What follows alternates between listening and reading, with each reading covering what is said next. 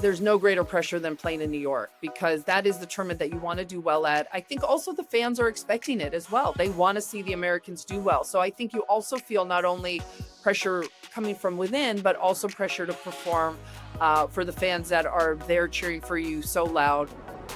You've coached, you've been on commentary, you've experienced the sport from every angle. Is there one role that you enjoy most, and what's something that you've learned from tennis about from commentating that you didn't as a player?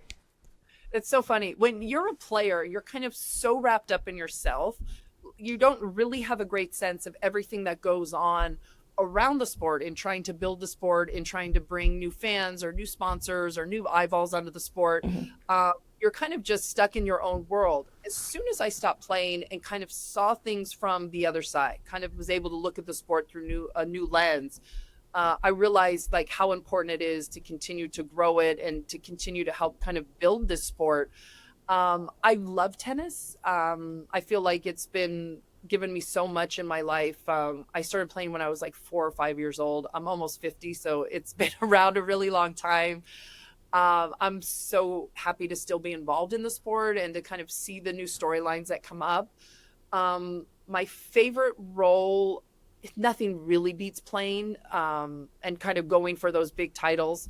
I'm a mom of four, so if I don't say my favorite role is being a mom, I'll probably get in a lot of trouble at home. So I better, um, I'll say that one. But I'm really lucky with every role I've had in this wonderful sport. That's amazing. No, I respect that. No judgment over here. I totally understand mom comes first. But yeah, no, that's really a lot of hats that you wear and have worn. And of course, the US Open is very fast approaching as well. And you won there in 1998. Because you kind of talk about the memories of that win, beating Martina, who was the #1 ranked player in the world at the time. What do you remember most about that? I mean, it's so many years ago. Not many memories. No, I'm kidding. But it was always a dream of mine to win the US Open. Some players grow up with, maybe dreams of Wimbledon or in a different sport. Obviously, if you're playing football, you want the Super Bowl or whatever that is. For me, it was the US Open. Being an American and watching it growing up. And that was the first Grand Slam I ever got to go to. So that was always kind of the one for me. And so to be able to kind of get through all the way to the final, it's funny because like whenever someone like replays maybe match point or something when I'm on, I couldn't smile. I was so overwhelmed. Like I just started crying and I couldn't stop. And it just meant so much to me and my family. And it's a journey that every player, that's really the pinnacle of our sport. So I was super proud to win it as an American in New York. It's still one of my favorite memories of all time. And every year I get excited to kind of catch the road to the US Open again and be able to go back there.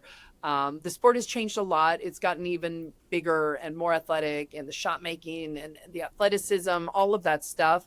I'm still really proud to be just a really small part of our sport. And from a former champ's perspective, how do you think the pressure plays out differently in New York compared to other slams? Because I chatted with Jessica Pagula the other day. She's like, I love it. She loves the rowdiness of New York. So do you think the pressure is more in New York compared to other slams, or just different?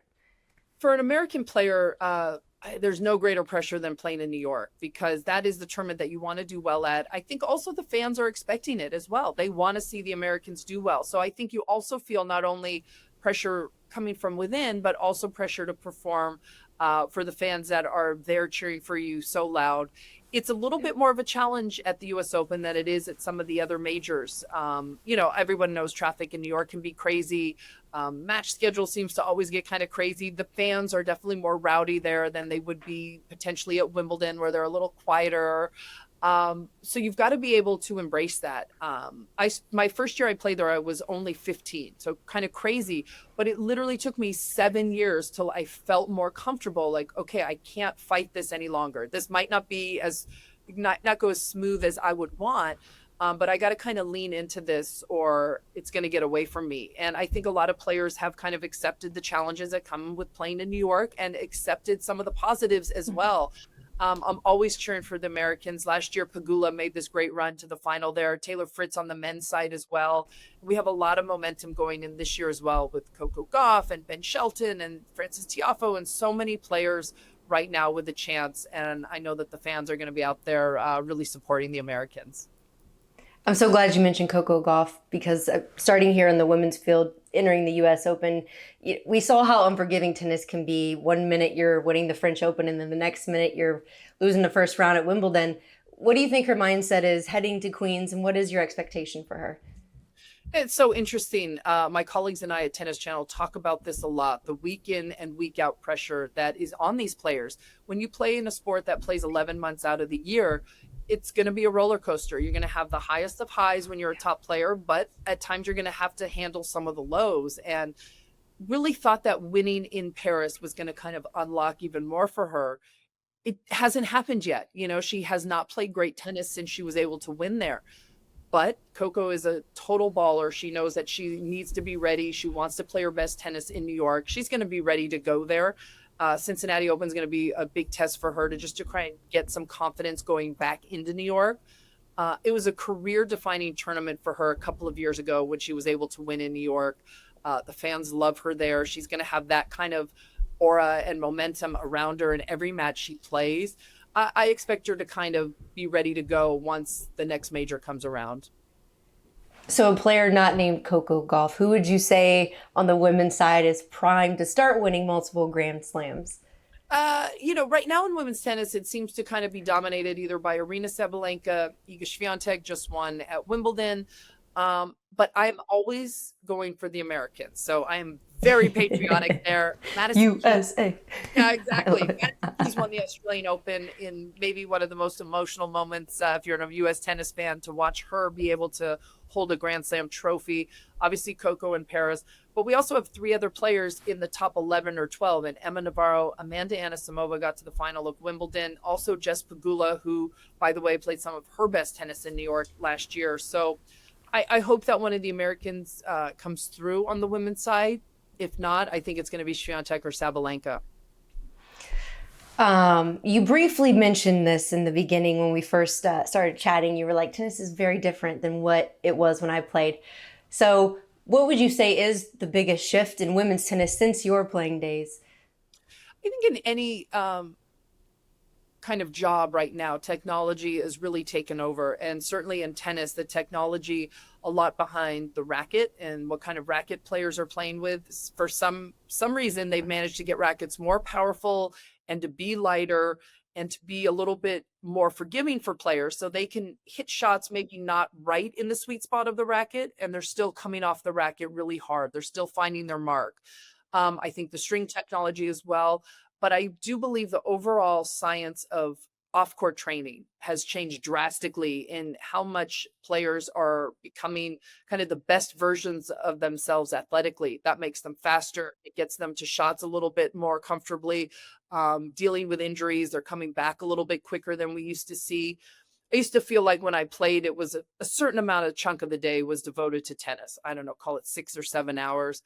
I just feel like everything has shifted in the last 20 whatever years to where it is a 24-hour a day job, to the recovery, to the sleep training, to the everything, the diet.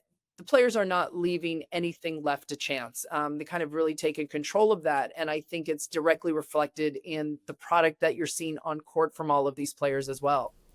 I love that.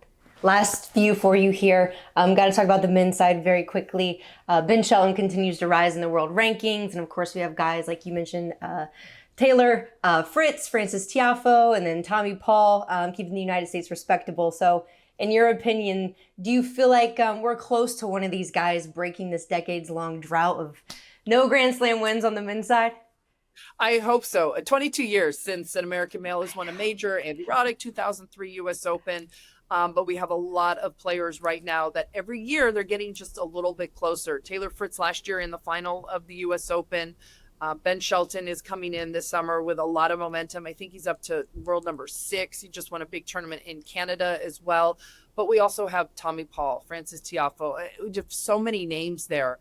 But Alcaraz and Sinner are not going to make it easy for these guys. These too have taken it to another level in men's tennis. They know now how to win majors. They know how to handle 7 matches over the 14 days, what it now takes to win a Grand Slam. So for the Americans, I mean, they've got to be locked in. The one thing they've got to use, and Taylor did this so well last year, is use the crowd energy in New York and kind of give that extra life, extra confidence, use that mojo out there. Shelton is really good at doing that. Tiafo has been really good at doing that as well the last couple of years. And we, certainly we hope as an American tennis fan that happens here pretty soon. I was about to say, it'd be a great time to do it because that $5 million prize money increase for US Open sounds pretty nice. The prize money at the US Open's off the charts, right? 5 million if you win. I think it's like or 110,000 if you lose in the first round. You don't even win a match. But it's been great to see the sport kind of change. They've also created a mixed doubles event in the first week, like not even when the tournament starts. It's a 3-week deal. In that first week, all the top players are playing there. So they're really trying to give the experience of a 3-week tournament to American tennis fans in New York. We'll see what that plays out. But I mean, let's hope maybe we'll have double US winners. I hope that's the case, men and women.